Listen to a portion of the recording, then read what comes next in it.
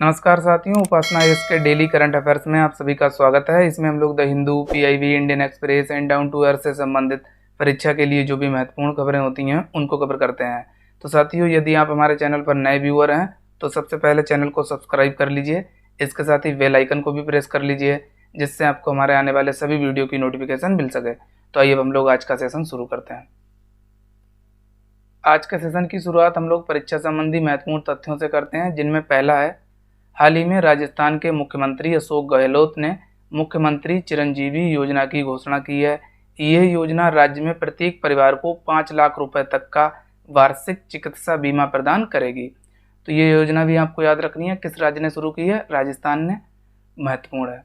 Second, हाल ही में झारखंड सरकार ने राज्य में कुपोषण की समस्या से निपटने के लिए समर यानी strategic action for elevation of malnutrition and anaemia reduction अभियान शुरू करने की घोषणा की है। इस अभियान का उद्देश्य एनीमिया से पीड़ित महिलाओं और कुपोषित बच्चों की पहचान करना और इस समस्या से प्रभावी ढंग से निपटने के लिए राज्य के सभी विभागों के साथ समन्वय स्थापित करना है।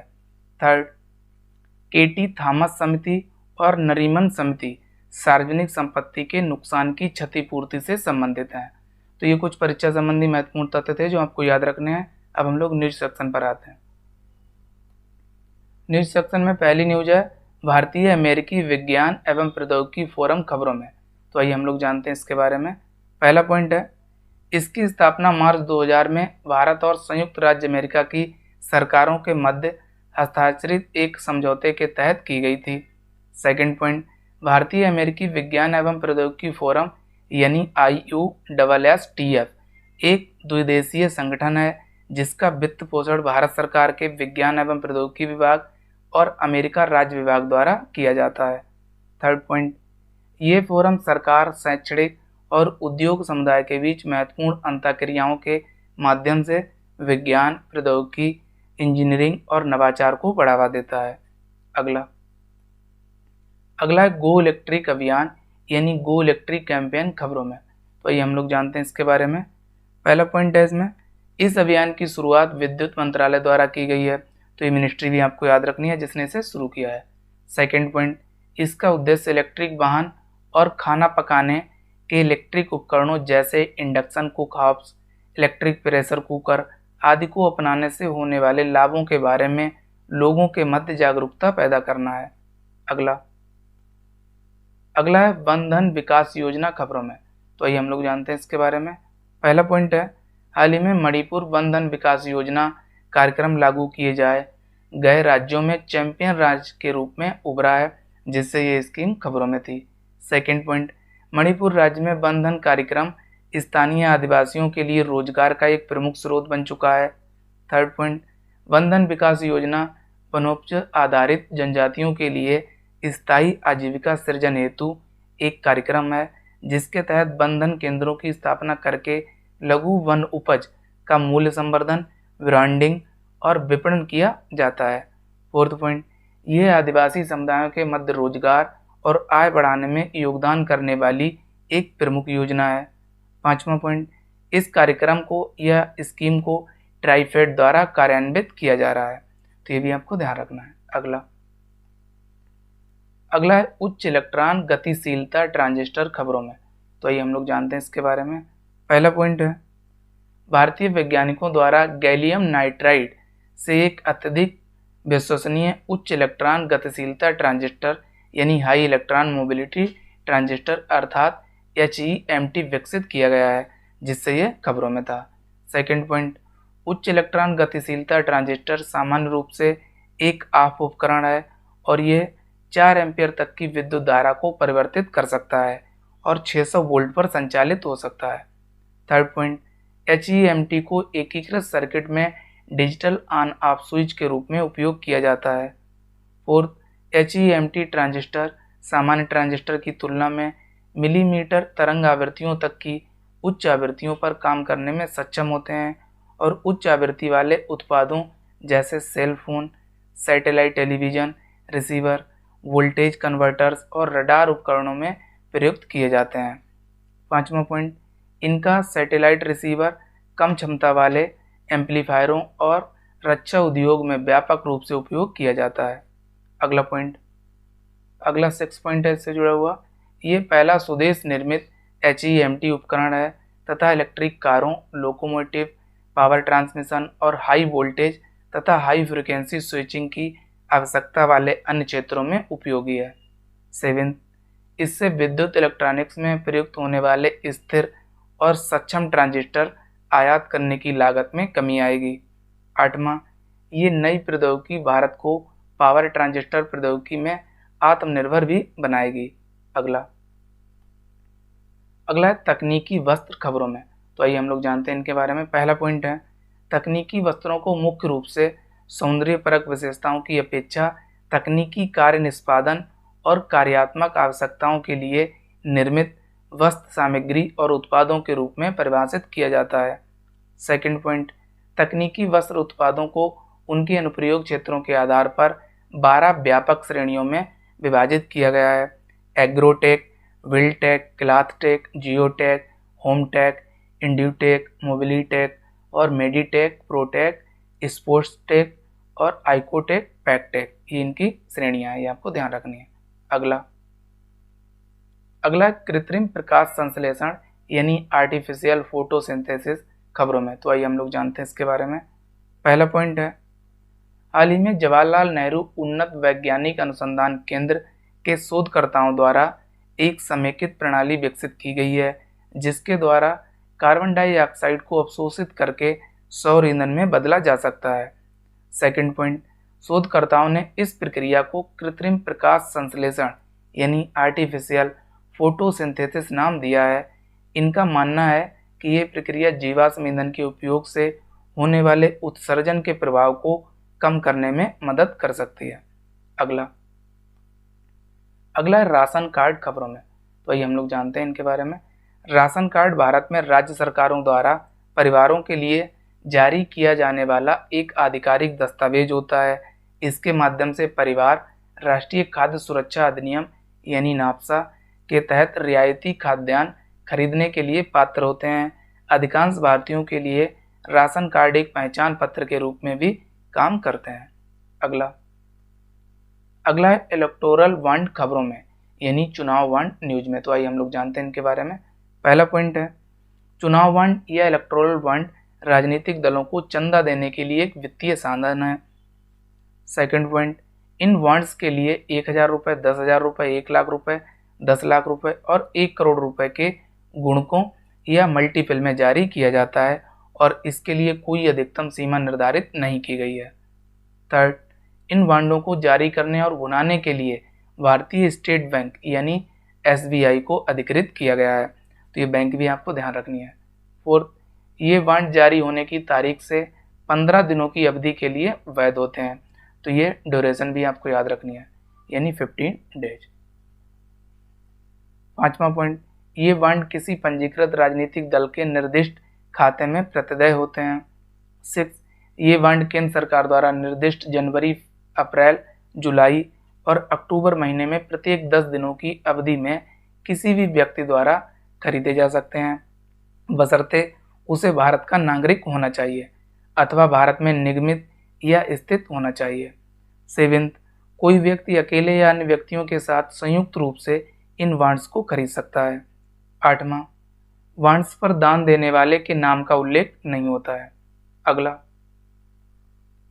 अगला है गर्भ का चिकित्सीय समापन संशोधन विधेयक 2021 खबरों में, तो आइए हम लोग जानते हैं इसके बारे में।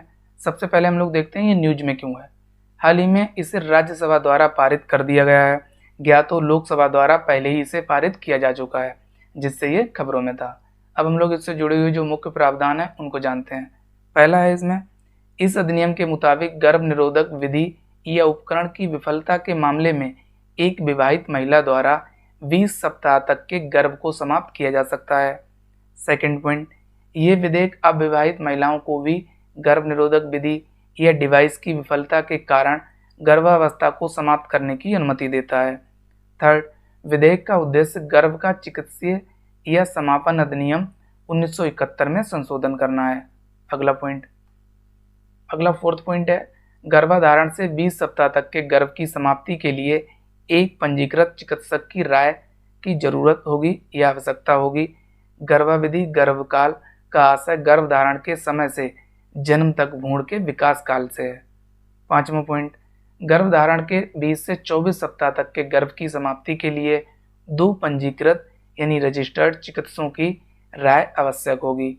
6, भ्रूण से संबंधित गंभीर असमानता के मामले में 24 सप्ताह के बाद गर्भ की समाप्ति के लिए राज्य स्तरीय मेडिकल बोर्ड की राय लेना आवश्यक होगा। 7, ज्ञातो वर्ष 1971 से पूर्व भारतीय दंड संहिता 1860 की धारा 312 के तहत गर्भपात को अपराध के रूप में जाना जाता था। इसे जानबूझकर किए जाने वाले गर्भपात के रूप में परिभाषित किया गया था। अगला है आपदा प्रतिरोधी अवसंरचना गठबंधन यानी CDRI खबरों में। तो ये हम लोग जानते हैं इसके बारे में। पहला पॉइंट है, हाल ही में 27 सदस्यीय यूरोपीय संघ भारत के आपदा प्रतिरोधी अवसंरचना गठबंधन पहल में शामिल हो गया है, जिससे ये खबरों में था। तो ये पॉइंट ये भी आपको याद रखना, जो यूरोपीय संघ है उसमें कितने सदस्य हैं? 27। सेकंड, इसे वर्ष 2019 में संयुक्त राष्ट्र जलवायु परिवर्तन शिखर सम्मेलन में प्रधानमंत्री नरेंद्र मोदी द्वारा लॉन्च किया गया था। ये वर्ष भी आपको याद रखना जब इसकी शुरुआत हुई।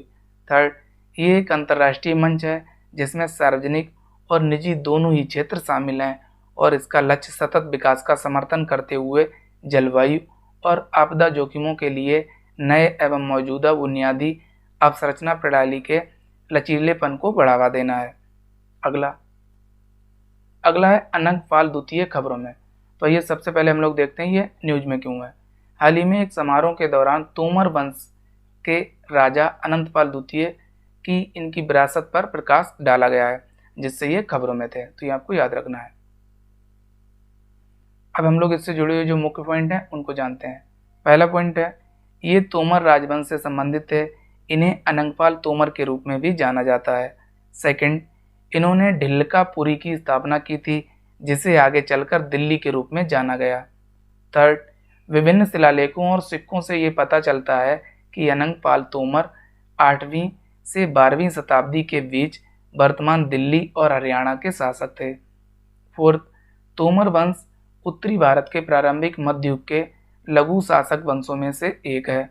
5वां, चारण परंपरा के अनुसार ये वंश 36 राजपूत वर्गों में से एक था। 6, अनंगपाल द्वितीय के बाद उनका पोता पृथ्वीराज चौहान शासक बना।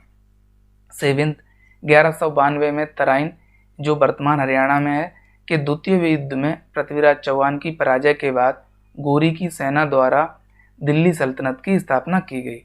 तो ये अनंगपाल द्वितीय से जुड़े हुए कुछ मुख्य पॉइंट है जो आपको याद रखने हैं। अब हम लोग अगली न्यूज पर आते हैं। अगली न्यूज है नव वर्ष नवरोज खबरों में। तो आइए हम लोग जानते हैं इसके बारे में। पहला पॉइंट है, हाल ही में प्रधानमंत्री नरेंद्र मोदी ने पारसी नव वर्ष नवरोज के अवसर पर देशवासियों को बधाई दी, जिससे ये त्यौहार खबरों में था। सेकंड पॉइंट, ये पारसियों, जराथुस्त्र पंथ के अनुयायियों और इस्लाम के विभिन्न संप्रदायों के लिए नए वर्ष की शुरुआत का एक उत्सव है। थर्ड, इसकी शुरुआत 1079 ईस्वी में एक फारसी राजा जलालुद्दीन मालिक शाह ने राजस्व इकट्ठा करने और लोगों से कर वसूलने के लिए की थी। फोर्थ, ये यूनेस्को के अंतर्गत मानवता की अमूर्त सांस्कृतिक विरासत सूची में अंतर्लिखित है। 5वां, ये ईरानी कैलेंडर के पहले महीने के पहले दिन मनाया जाता है। तो साथियों, आज के न्यूज सेक्शन में इतना ही। अब हम लोग सवालों पर नज़र डालते हैं। तो सवालों की शुरुआत हम लोग पिछले अभ्यास प्रश्न से करते हैं। पिछले अभ्यास प्रश्न में आपसे पूछा गया था, हाल ही में खबरों में रहा इंडिया ब्राजील साउथ अफ्रीका यानी इब्सा, इसका सचिवालय कहाँ स्थित है? आपको ऑप्शंस दिए गए थे, A New York, B Paris, C Geneva, D इसका कोई मुख्यालय या स्थायी कार्यकारी सचिवालय नहीं है।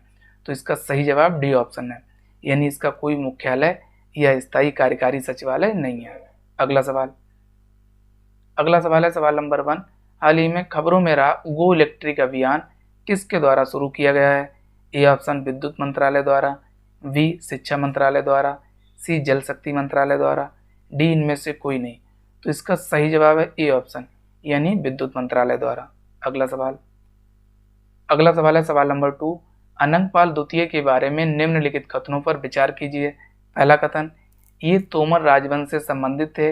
इन्हें अनंगपाल तोमर के रूप में भी जाना जाता है।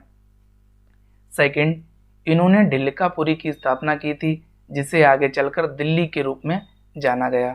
थर्ड, विभिन्न शिलालेखों और सिक्कों से ये पता चलता है कि अनंगपाल तोमर 8वीं से 12वीं शताब्दी के बीच वर्तमान दिल्ली और हरियाणा के शासक थे। अब आपको उपयुक्त में से कौन सा से कथन सत्य हैं यहाँ बताना है। पहला है ए केवल 1 और 3, बी ऑप्शन है केवल 1 और 2, सी ऑप्शन है केवल 2 और 3, डी 1, 2 और 3 यानी सभी। तो इसका सही जवाब है डी ऑप्शन, यानी दिए हुए सभी कथन सत्य हैं। अब हम लोग आज के अभ्यास प्रश्न पर नजर डालते हैं। आज का अभ्यास प्रश्न है, हाल ही में किस राज्य के मुख्यमंत्री ने मुख्यमंत्री चिरंजीवी योजना की घोषणा की है। ए ऑप्शन राजस्थान के, बी मध्य प्रदेश के, सी उत्तर प्रदेश के, डी इनमें से कोई नहीं। तो इसका सही जवाब आप सभी को कमेंट सेक्शन में देना है। तो साथियों, आज के सेशन में इतना ही। हम लोग नेक्स्ट सेशन में मिलेंगे कुछ नई खबरों के साथ। तब तक के लिए आप सभी लोग अपना ध्यान रखिए। साथ ही उपासना IAS के चैनल को लाइक, शेयर और सब्सक्राइब करना ना भूलिए। Thank you, best of luck.